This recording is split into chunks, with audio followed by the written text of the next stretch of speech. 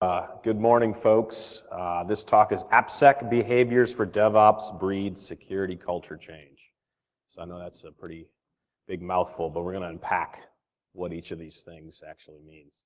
My name is Chris Romeo. I am the CEO and co-founder of Security Journey. We are a security culture changing company as well as a security training company.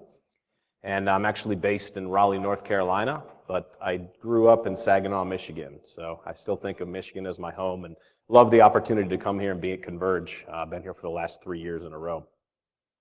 So I spent 20 years in the world of security, doing a number of different fun jobs, from director of incident response at one point to security engineer to government security evaluator. So I've had a lot of different unique experiences. The last 10 years I've been at Cisco prior to starting my own company, and I was part of a central security team focused on secure development lifecycle, or how do you make products secure. So a lot of my examples and things are colored by my experience there. I'm the co-host of the Application Security Podcast, so if you ever get a chance to, if you're ever looking for kind of some more content, it's non-commercial type of thing. We actually did an interview yesterday with one of the speakers here, so we just try to talk to interesting AppSec people and bring new perspectives. So this topic of DevOps and security is what I'm going to try to tackle today.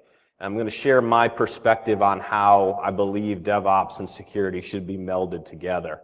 I got into DevOps as kind of an interesting perspective. Got asked to speak on a panel a number of years ago at ISC Squared's conference, and I had really not done, and it was one of these panels that had like everything included in it. It was like the IoT of DevOps security in the future. It was like one of those, like every possible topic could have been covered under here. So I wasn't even prepared to talk about DevOps in a lot of depth, and we get there, and the other people, all they want to talk about is DevOps. And so I'm sitting there thinking to myself, I know just enough to be dangerous. So that kind of pushed me into saying, I got to figure out how this thing works. I had a chance in the last year to work with a startup out in San Francisco, about 100 people, and they came to me and said, we're really good at DevOps, we just don't know how to do application security at all. So I was able to go in and work with a company that was so well established in the how do we build software, but needed some security layered on top of it. So I also have my own cloud-based application that we use the DevOps style process to build all of our software. So I actually practice the things that I preach here from my own perspective. So the agenda, what I want to kind of talk about here today, first, I want to talk about DevOps and security, kind of provide an overview of what those things mean together, and then introduce what I've seen as the DevOps culture, because we have to understand the DevOps culture to understand how we're going to mix security things into it. And then I've got two different ways using security activities and security behaviors and habits that we can integrate with DevOps and connect security into this kind of development methodology. So DevOps has been popular. It's gotten a lot more popular in the last year or two, but it's really been kind of floating around for the last 5 years or so. And I found these two different articles to be interesting and very telling about the current state of what's happening in the DevOps world. So people that use it, they're admitting, yeah, it's gonna help us grow, it's gonna help us do things faster, build software faster, but 80% of the people that are doing DevOps are saying, yeah, we're struggling with it though. We don't know what all the answers are as to how to make this successful. And the second piece of this is DevOps is largely failing to improve security. That's HPE did a study, talked to a bunch of different companies that were doing DevOps, and figured out that security is really not being impacted in DevOps. When you think about how DevOps works, security should be able to have such an impact there, because the true magic of DevOps is that you're committing small pieces of code and taking it through an automated process to build it and then pushing it out the door. So that's right for security improvements, from a vulnerability management perspective. If we're building our code and pushing it out 20 times a day, 50 times a day, if you have the right tools, we should be able to find vulnerabilities and deal with them kind of in real time in that process.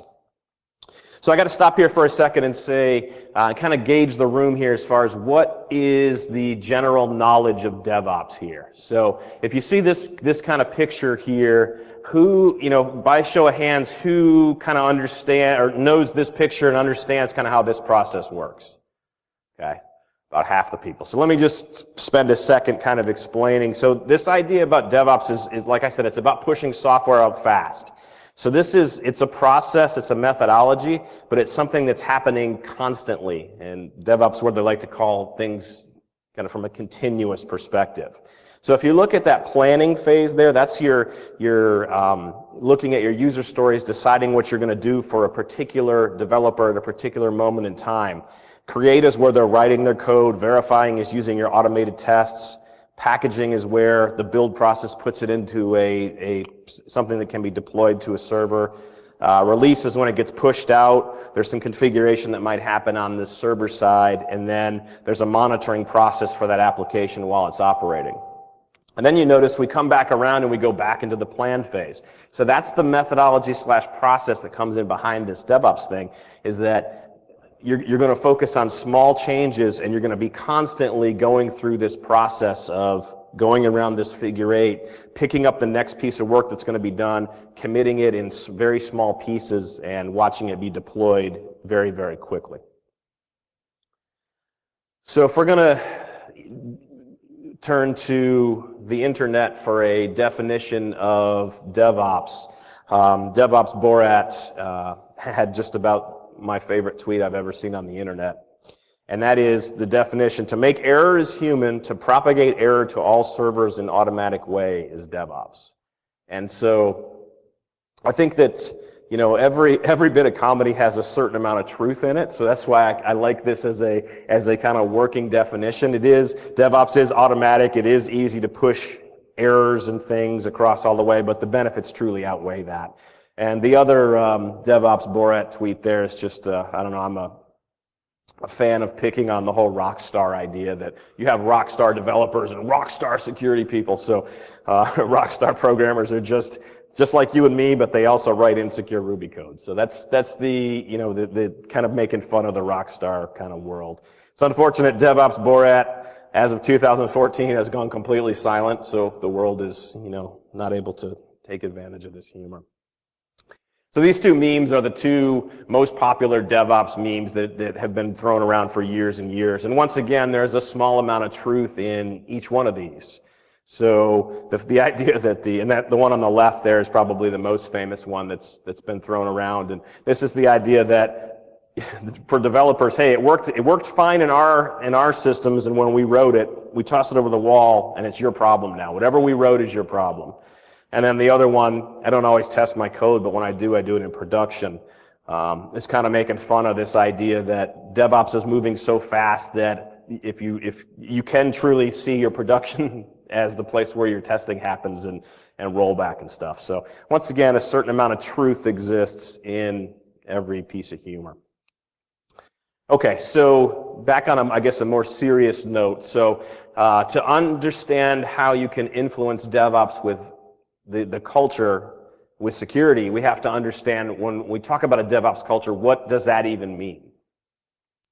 And so the first thing about DevOps, I've already alluded to this, is that things are moving quickly. Okay, people are operating at a very fast pace.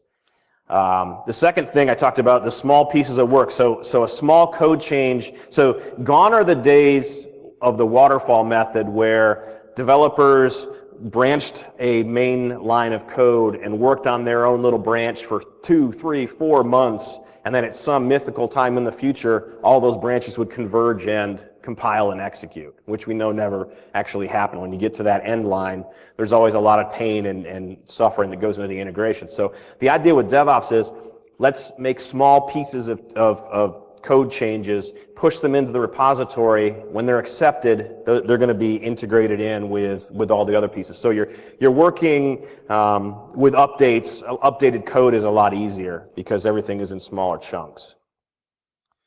Third thing about DevOps culture, autonomous teams. So there's no silos allowed. So one of the things that DevOps does is, one of the reasons DevOps actually was introduced was that most organizations that were doing development had a development team, they had an ops team, and they didn't talk to each other. And it was this true meme of worked fine in dev, ops problem now. They would write whatever they wanted to and chuck it over the wall and say, this is not my problem. So one of the things that the founders of DevOps said is that we have to build this culture where there is no silos. And then quality is a big thing. If we're gonna move fast, we have to have quality embedded. We can't be putting junky fixes that are untested into our production mainline and having it pushed out. So quality is going to be a huge part of what we're doing in the development process. Number 5 is the feedback, and then what's difficult for us as security people is the eliminate, blame, embrace failure. So DevOps is big about, if we're going to fail, let's fail, but then let's fix whatever the challenges were so that we don't fail again in the future in that same way. But eliminating the blame for security people is a challenge because we've had a 20-year history of blaming whoever is responsible for the particular breach, and if you don't believe that, just wonder why the average CISO job span is 2.5 years. Why are they there for 2.5 years? Is it because they're getting better offers? Well, maybe not. Maybe it's because something happened and they're the fall person that has to take the blame for that. So DevOps doesn't deal with blame well. It's about how do we get better instead of just pointing the finger at people. And then automation is huge. So if you're going to do things according to number 1, if you're going to move fast, you got to automate. You can't expect manual processes where people are going to do typing and do stuff that's going to take hours, days, months, years. That doesn't work in this. If we're going to push 20 times our code to production per day, there can't be really anything manual in that process, or it's just going to slow us down. So I mentioned that DevOps is big on this continuous idea. And there's 3 main kind of continuous principles that exist in DevOps, and unfortunately there's 2 more that I wish they would have added in when they were thinking about this thing in the beginning. The idea of continuous integration is that's just that idea that we're going to constantly push our code changes into the repository. We're not going to sit on our code changes for a long time and batch up a whole bunch of work. We're going to do a small change and push it in. The other thing that happens in continuous integration is the build system, as soon as you check something in, the build system automatically goes through the build process to see, really, to find out one big thing. Did you break the build? Because if you broke the build, then the lights go off over your cube and you're responsible for being the one that has to actually go back and fix your problem or back your problem out until you can figure out what it was doing that caused the problem. So the idea of continuous delivery is if we're going to do this automation and we're going to push 20 times per day, we need to be able to automate the process of doing the build, testing the build, and then moving the build into a production instance. And so with continuous delivery, this is the idea that the build is automated, the tests are automated, but there is still a human process that sits there where a human being at the end of that series makes a decision, binary 1 or 0, either push the code out or pull it back. And they may run some tests of their own just to confirm that it didn't break the whole thing. Continuous deployment right next to it is the idea where you automate the build, automate the tests, and if everything runs, if the tests don't fail, you push the code to production automatically without stopping. Now I said there's 2 things on that list that I wish they would have added. Unfortunately, the DevOps, the people that created this, there's no continuous security built into this. And I think that's one of the big injustices of the world of DevOps is if security had been considered right from the beginning, it would have just made things a whole lot easier. But the good thing is the DevOps process is open to accepting change and adding security into it. And so continuous security test would have been a nice kind of feature as well. So DevOps proper, or people that are doing DevOps now that aren't doing security, why is that occurring? Why aren't people just jumping in and doing security into this? So a couple different potential excuses. I mean, one is you can't automate security. Well, I mean, I think you can automate some things in security. You can't necessarily automate everything that an application security professional does, but you can. There's tools, and we're going to talk about how some of those tools can be integrated here. Second thing, true DevOps has no process. And security is a process, so you're trying to inflict a process-based idea on top of something that is just a thing of beauty. I think that's, I think DevOps, there is some process that's happening there behind the scenes. They just don't want to admit it, but there's, they're doing things in a certain order. Security can't move fast. I think security can move fast if done the right way. The people that are pointed to as being the real DevOps leaders, Etsy's a huge one, and they're doing a lot in the application security space. But people usually think about Facebook, Netflix, these type of companies that are scaling out to millions, if not billions of users and delivering service. And all the conversations that they're having about DevOps don't have any, they're just not talking about what they're doing from a security perspective because their challenges are much more of a scale perspective. They deal with security, they just don't focus on it. And so that's, I think, it drives some of the reason why people don't have an appreciation for it. And then there's their lack of fit. Is security seen as something that's different from Dev and Ops? And there's a third group, security, which is in conflict with the others. One of the other challenges that I've seen is that there's 6 different brands that are being used to describe DevOps and security. And I don't know Julian Vihant, but I love this. I loved his summary here. You'll see people refer to SecDevOps, DevSecOps, SecOps Dev. I mean, they use all these, it doesn't matter. He's saying just call it DevOps and focus on making security a natural part of it. And so if you only take away one thing from this whole entire conversation today, that's the most important thing is DevOps is you should just focus on making security a part of what's happening there. Don't worry about all the naming constructs and things that are occurring. So DevOps, and so there's kind of an age-old debate here as to, do you solve this problem with security and DevOps? Is it a people problem or is it a technology problem? And so I'm in the midst of a debate with a friend of mine who has been in the security industry probably longer than I have. And he is violently arguing that DevOps and security is a technology play. So it's not about the people. Now, it just happens he works for a company that makes a tool that runs into so that kind of, is guiding a little bit of where that discussion was going. And it's a fun discussion because I'm on the complete opposite side of that. I think it's a people problem. I think technology is important, but I think changing DevOps and integrating security is really about reaching the people that are involved in that process. And because of that, application security, this is a people problem. People are the ones who are introducing these vulnerabilities. And so we focus on this idea of security and DevOps. We've got to be about changing the people, influencing kind of what they're doing. So when I think about security culture, one of the things that you'll find if you type in security culture into Google is it's really hard to actually define what culture is.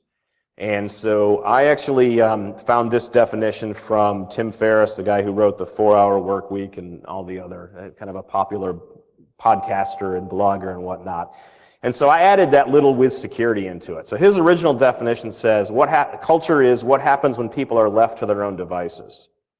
And so I added that with security part in there. And so so security culture to me is what happens with security when people are left to their own devices.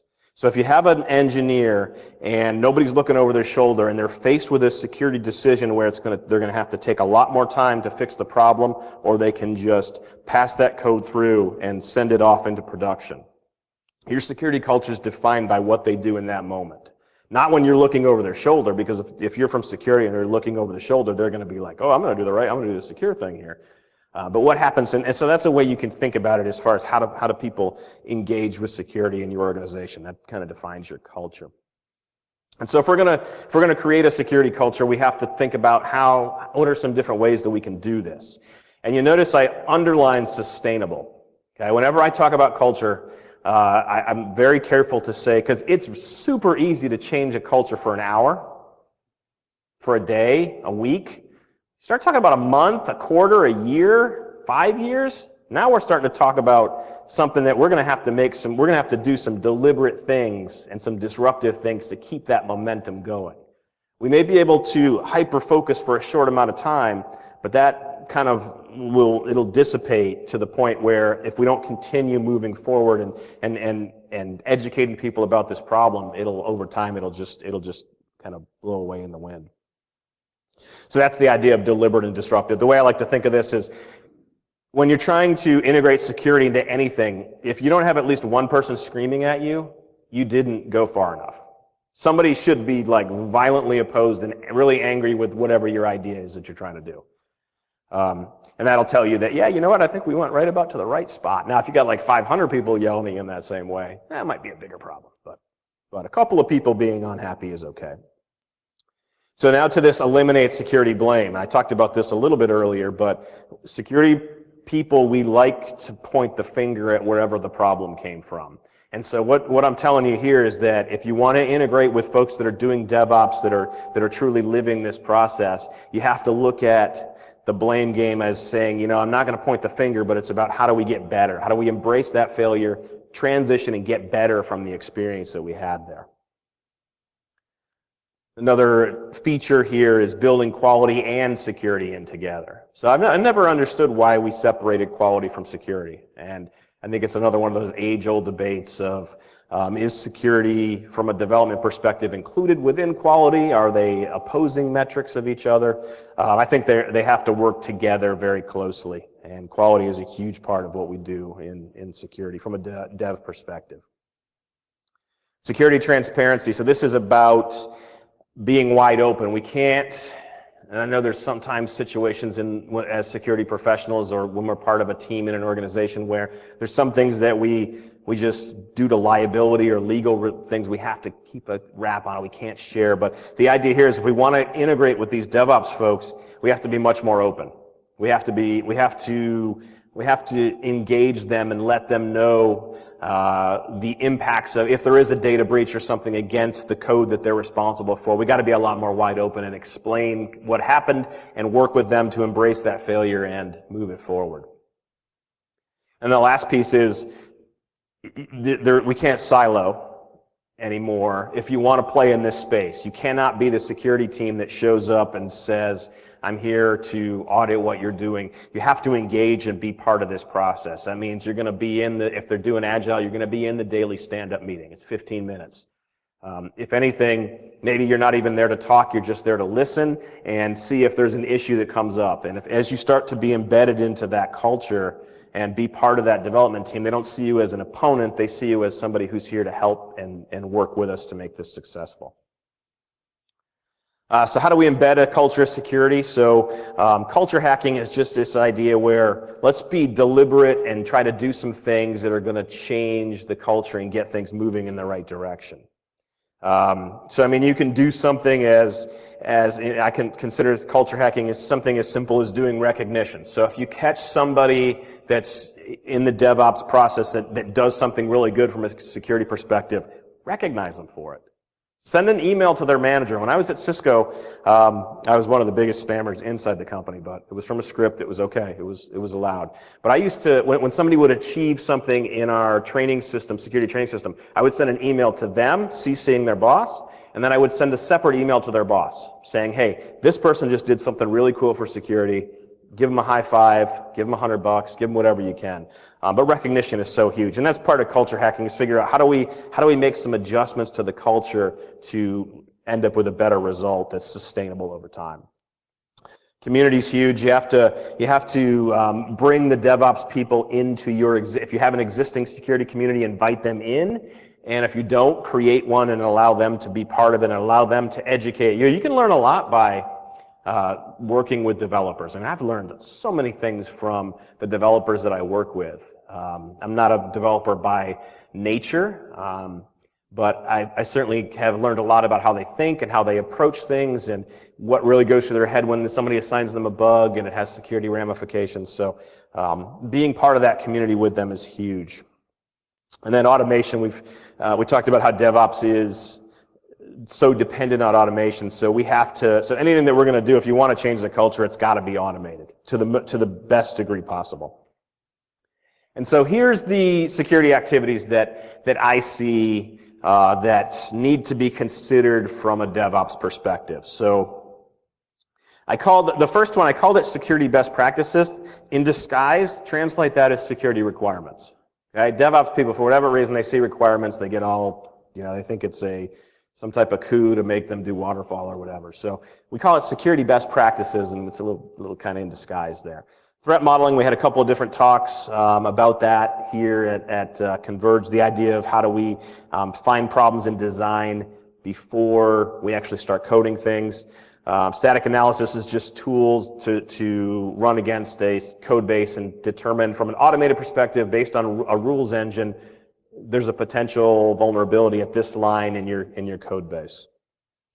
Security code review is about having somebody that knows a little bit about security look at the code and give you a thumbs up to say, yeah, I think this change you made is not going to put us at some grave danger or open some additional interface that we didn't even consider that somebody could use. Dynamic analysis is just automated tools that can scan things like web apps and go through all the different APIs that they make available and try different attacks against them from a taking in some information about the application. Vulnerability scanning is just tools that can things like Nessus and is there a known vulnerability that's been publicized that exists in a particular piece of code. Third-party software dependency checker. So third-party software is huge in everybody. Everybody that builds something today uses third-party software. The challenge is we're not very good at updating it. So we end up with lots of vulnerabilities in it. And so the idea of a dependency checker is just an automated tool that every time you go to that build, it's going to check a database and say, nope, that library right there has a vulnerability in it. And then it's going to break the build and kick back out and say, I'm not building anymore until you fix it. Red teaming is the idea of bringing the world of penetration testing into the world of the developer and the DevOps people. And then PSERT is just your product security incident response team, or how do you respond here. So if we start to look at these activities and layer them on top of the diagram that I showed you earlier here, you'll see that it kind of makes sense. Requirements or security best practices are something that's happening in the planning phase. Threat modeling and static analysis happens in the create phase. So as somebody's actually writing their code, designing, and then turning it into code, and they're using static analysis tools. And you can automate those static analysis tools as well to really provide somebody with immediate feedback on any of the code changes that they're doing. And then in the verify phase, I've got the code review, we've got the two different types of scanning tools, and then some degree of penetration testing. So this is not going to be a 2-week long. We already talked about this. We got to go fast here. So if we're going to do any penetration testing, it's got to be faster than what we normally think of. And so sometimes it has to happen outside of this cycle as well to be successful. Our dependency checker happens during the package phase. That's something that can easily be automated. And then PSERT is our response. What do we do when somebody tells us, oh, you got a huge problem in this web application? So a customer reports it to you.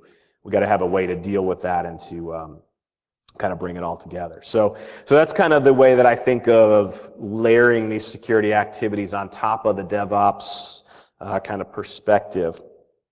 And now, so let me transition a little bit. Talked about earlier about how process is something is negative from a DevOps perspective. So what I'm talking about here with this idea of security behaviors is we have to find a way to package up the security activity we want somebody to do into first of all, a lightweight package. So we can't tell somebody that's pushing 20 code, in a DevOps pipeline that's pushing 20 code changes a day. We can't tell them that we have a 4-hour activity that's going to get inserted into each push, because 4 times 20, and that's 8. You just queued up 80 hours so that doesn't work here. So if we have a security behavior that we're going to try to model and work in here, it has to be lightweight, it has to be well defined, clear start and finish point. So we have this bad habit in security of creating these nebulous tasks that nobody ever really knows, when is that finished? So if we're going to do vulnerability scanning or dynamic analysis of just the part of the code that was changed, we have to focus it in. It has to be easily repeatable as well. So the security behavior is not a process per se. We don't want to model it as a process and make people think that it's a 27-step thing that I have to do, because what we're really trying to do here with this idea of security behaviors is the security behavior is just a way to teach this idea. The big idea here is we want the security behaviors to influence the mindset and improve the skills that somebody has so that it eventually becomes a security habit. And a security habit just means that somebody does it without thinking about it. They don't have to grab the document that tells them how to do it. They just start to do this activity as a component of what they do. They build dynamic analysis right into their pipeline so that when a code change is made, it kicks off a scan that looks at that component's code in the staging environment and automatically looks for any new vulnerabilities that were introduced. So this is a mindset change. We're trying to get people to change the way they think. And so I've got like seven different kind of behaviors that I've modeled here. So the first one, build security in. We've been saying this in the world of security for a long time. This is the idea that it's cheaper to do security starting in the beginning of the process versus waiting until some point in the future. And what we want to do here, so this matches up with our security best practices or our requirements in disguise. We want to change the culture and make people think about this. We want them to be thinking about security very early in the process of creating something new. And we can really make this a habit. First of all, we got to explain why. You want to make this a habit. Make sure that all your developers know why they should care about this stuff. Because so many times we hit them with here's the what we want you to do, here's the how, and then we wait till the very end if we ever explain why they should care about this. So work that in a lot earlier in the process. And then understand the negative cases that exist there. So that's the first one's building security. And the second one is uncovering design security problems. So this is the idea of threat modeling. We want that developer when they're making a change to the design of how the web application or whatever is going to work, we want them to be thinking about what are the potential new attacks that could be implemented against this new feature that I'm creating. And this is a great one to think about the behavior transitioning into the habit, because after a developer, you take them through the process, and it is a process in the beginning. You take them through the steps they do for the threat modeling. And it's always a great experience to watch somebody who the light bulb just kind of goes on over their head. They're just, all of a sudden, they get threat modeling.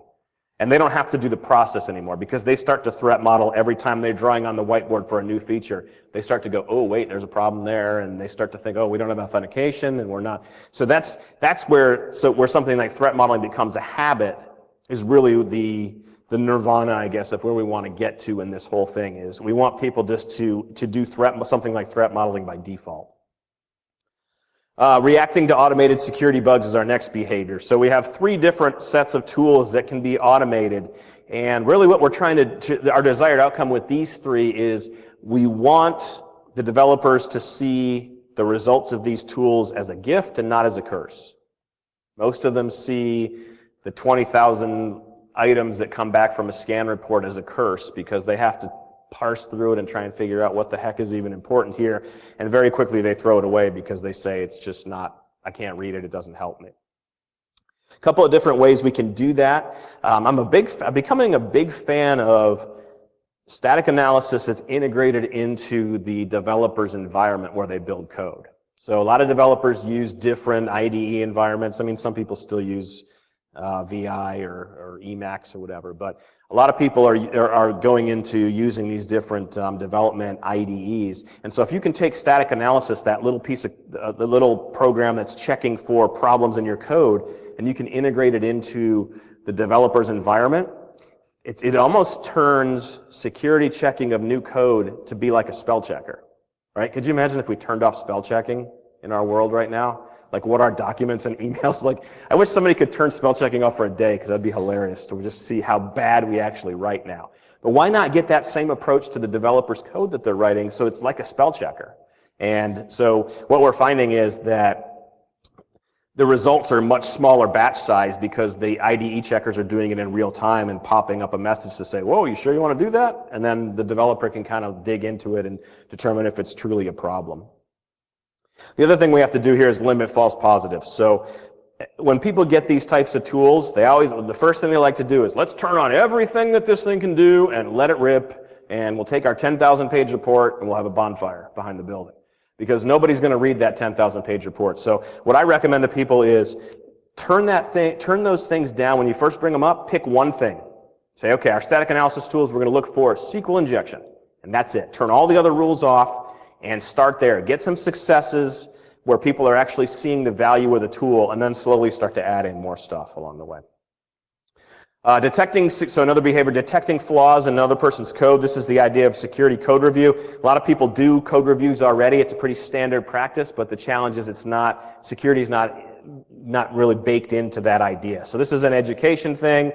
The startup I worked with had a great system where in GitHub you can do a like on a particular code commit. If a security kind of focused person hadn't given you the thumbs up on your code commit, the automation system wouldn't push it into production. It would hold that change back and wait for that kind of affirmation from somebody who had done had thought about the security of the code.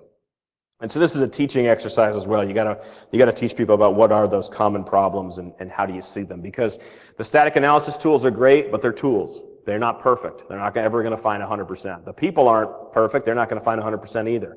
But if we put these two together from an automated and a manual perspective, we're going to get somewhere closer to 100% than where we are kind of separately.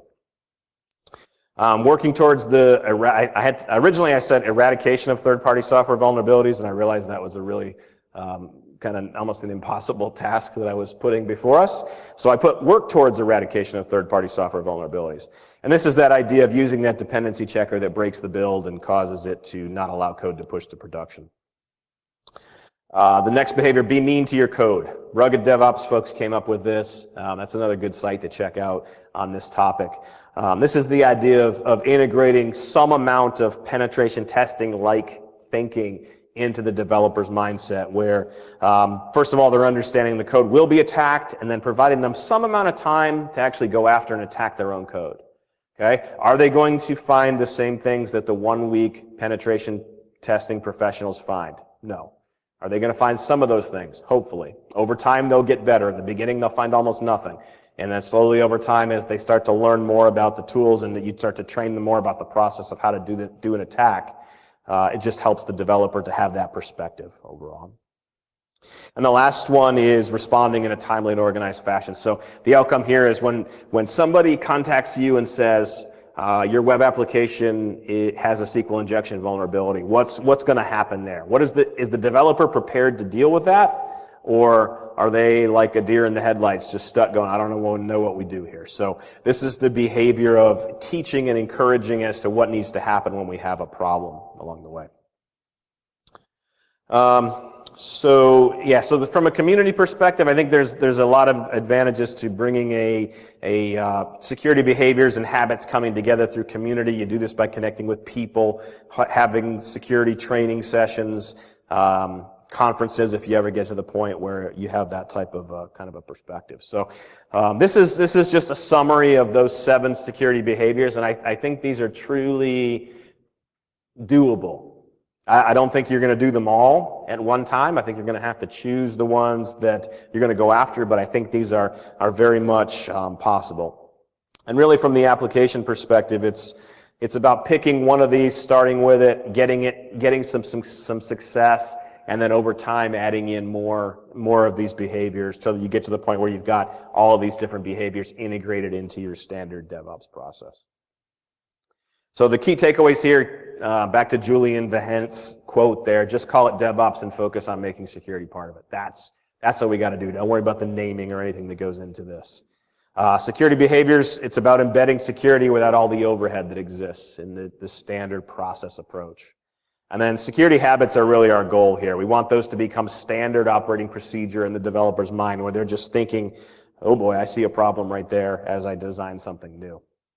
Security community is a great way to encourage those behaviors. So if you want to learn more about DevOps, I've got 3 different resources here that I highly recommend. First one, the Phoenix Project.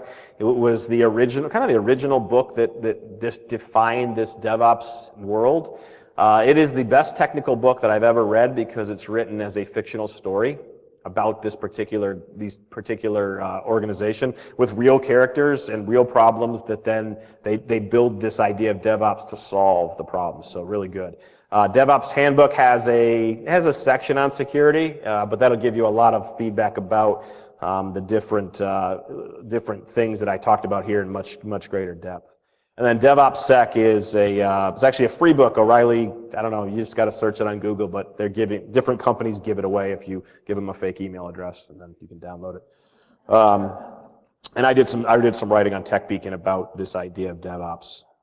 So yeah, that's my contact information if I can help you in any other way. We got about 6 minutes to get to the front of the lunch line, so we got time for like 2 questions maybe, and then a quick dash to the lunch line. Anybody have any questions, or how about opinions? Anybody that's doing DevOps and has perspective on AppSec and has seen successes or failures or anything? Anybody got anything like that they'd like to share? You're not on camera, so we can turn the camera towards you if you want to be on camera. Nothing? All right.